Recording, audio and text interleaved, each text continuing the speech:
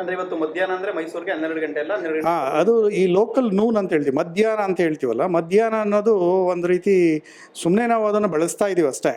ಈ ಲೋಕಲ್ ನೂನ್ ಅನ್ನೋದು ಬೇರೆ.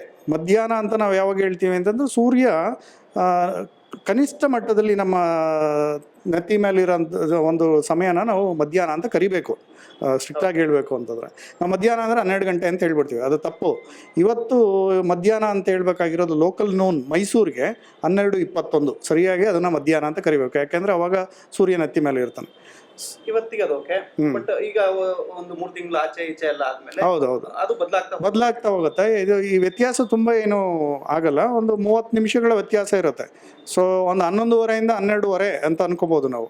ಸೊ ಮಧ್ಯಾಹ್ನ ಈ ಒಂದು 11:30 12:30 ನಮ್ಮ ಮಧ್ಯದಲ್ಲಿ ಯಾವಾಗ ಬೇಕಾದ್ರೂ ಸಂಭವಿಸ್ಬೋದು. ಸೊ ಅದು ಮಧ್ಯಾಹ್ನ ಆಗಿರುತ್ತೆ. ಸರ್, ಇದ್ರ ಇತಿಹಾಸದ ಬಗ್ಗೆ ಏನಾದ್ರು ಅಂದ್ರೆ ಈ ರೀತಿ ಝೀರೋ ಶಾಡೋ ಡೇ ಅನ್ನೋದು ಯಾವಾಗ ಫಸ್ಟ್ ರಿಡ್ಯೂಸ್ ಮಾಡಿ ಗೊತ್ತಾಯ್ತು, ಯಾವಾಗ ಅದ್ರ ಬಗ್ಗೆ ಅಧ್ಯಯನಗಳೇನಾದ್ರು ಆಗಿದೆಯಾ?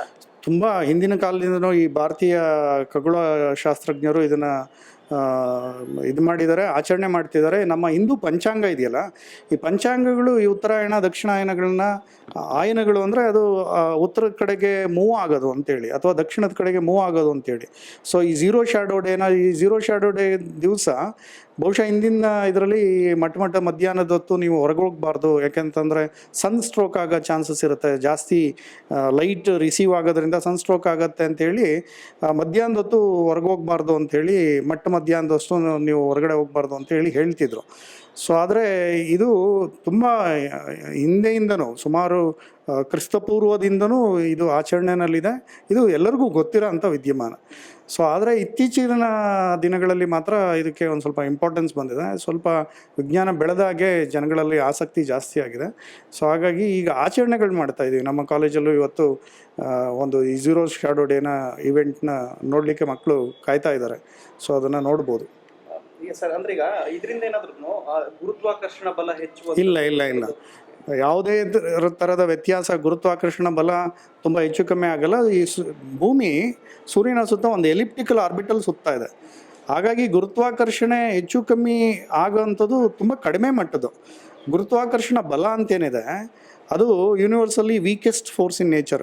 4 ಮೂಲಭೂತ ಬಲಗಳಲ್ಲಿ ಗುರುತ್ವಾಕರ್ಷಣ ಬಲ, ಸೊ ವಿದ್ಯುತ್ ಕಾಂತೀಯ ಬಲ ಮತ್ತು 2 ನ್ಯೂಕ್ಲಿಯರ್ ಬಲಗಳು ಬರ್ತವೆ. ಸೊ ಒಂದು ನಿಶಕ್ತ, ಒಂದು ಸಶಕ್ತ ಪರಮಾಣು ಬಲ ಅಂತ, ವೀಕ್ ನ್ಯೂಕ್ಲಿಯರ್ ಫೋರ್ಸ್ ಮತ್ತು ಸ್ಟ್ರಾಂಗ್ ನ್ಯೂಕ್ಲಿಯರ್ ಫೋರ್ಸ್ ಅಂತ. ಈ 4 ಬಲಗಳಲ್ಲಿ ತುಂಬ ಕ್ಷೀಣವಾದಂಥ ದುರ್ಬಲವಾದ ಬಲ ಅಂತಂದರೆ ಅದು ಗುರುತ್ವಾಕರ್ಷಣ ಬಲ. ಈಗ ಒಂದು ಪಕ್ಕದಲ್ಲಿ ದೊಡ್ಡ ಒಂದು ರೈಲ್ವೆ ಇಂಜಿನ್ ಹೋದ್ರೂ ನಮಗೇನು ಅನಿಸಲ್ಲ, ಫೀಲ್ ಆಗಲ್ಲ. ರೈಲ್ವೆ ಇಂಜಿನ್ ತೂಕ ಎಷ್ಟೋ ಸಾವಿರಾರು kg ಗಟ್ಟಲೆ ಇರುತ್ತೆ, ಆದರೂ ನಮಗೇನೂ ಆಗಲ್ಲ. ಸೂರ್ಯ ನಮ್ಮಿಂದ ಸುಮಾರು ಒಂದು 150 ಕೋಟಿ ಮೈಲಿ ದೂರದಲ್ಲಿರೋಂಥದ್ದು. ಸೊ ಹಾಗಾಗಿ ಗುರುತ್ವಾಕರ್ಷಣ ಬಲ ಅಷ್ಟೇನು ವ್ಯತ್ಯಾಸ ಆಗಲ್ಲ. ಸೊ ಅದೆಲ್ಲ ಮಿತ್ ಅಷ್ಟೇ, ಆ ಥರದ್ದೇನೂ ಆಗಲ್ಲ. ಸೊ ಇದು ಒಂದು ಸರ್ವೇ ಸಾಮಾನ್ಯವಾದಂಥ ವಿದ್ಯಮಾನ. So but very interesting, scientifically ಸಾಕಷ್ಟು ಇಂಪಾರ್ಟೆನ್ಸ್ ಇದೆ. ಸರ್, ಕೆಲವು ಧ್ರುವಗಳ ಕಡೆ ಹಗಲೇ ಇರುತ್ತೆ, ಯಾವಾಗ್ಲೂ ರಾತ್ರಿ ಆಗೋದು 6 ತಿಂಗಳು ರಾತ್ರಿ. ಹೌದು. ಅಲ್ಲೂ ಕೂಡ ಈ ಝೀರೋ ಶಾಡೋ ಇಲ್ಲ, ಅಲ್ಲಿ ಬರಲ್ಲ. ಅಲ್ಲಿ ಝೀರೋ ಶಾಡೋ ಡೇ ಬರಲ್ಲ. ನಾವೇನಾಗಿದ್ದೀವಿ ಅಂತಂತಂದರೆ ಈ ಸಮಭಾಜಕ ವೃತ್ತದ ಹತ್ರದಲ್ಲಿದ್ದೀವಿ ನಾವು. ಅಂಥವ್ರಿಗೆ 23.5 ಡಿಗ್ರಿ ಮತ್ತು ಉತ್ತರಕ್ಕೆ ಮತ್ತು 23.5 ಡಿಗ್ರಿ ದಕ್ಷಿಣಕ್ಕೆ ಯಾರಿದ್ದಾರೆ ಅವ್ರಿಗೆ ಮಾತ್ರ ಗೊತ್ತಾಗತ್ತೆ ಅಷ್ಟೇ. ಸಮಭಾಜಕ ವೃತ್ತದಿಂದ 23.5 ಡಿಗ್ರಿ ಉತ್ತರಕ್ಕೆ ಮತ್ತು 23.5 ಡಿಗ್ರಿ ದಕ್ಷಿಣಕ್ಕಿರೋರಿಗೆ ಮಾತ್ರ ಈ ಝೀರೋ ಶಾಡೋ ಡೇ ನೋಡ್ಲಿಕ್ಕೆ ಸಾಧ್ಯ. 23.5 ಡಿಗ್ರಿಯಿಂದ ಆಚೆ ಇರೋರಿಗೆ ಇದು ಸೂರ್ಯ ಯಾವಾಗಲೂ ನತ್ತಿ ಮೇಲೆ ಬರೋದೇ ಇಲ್ಲ.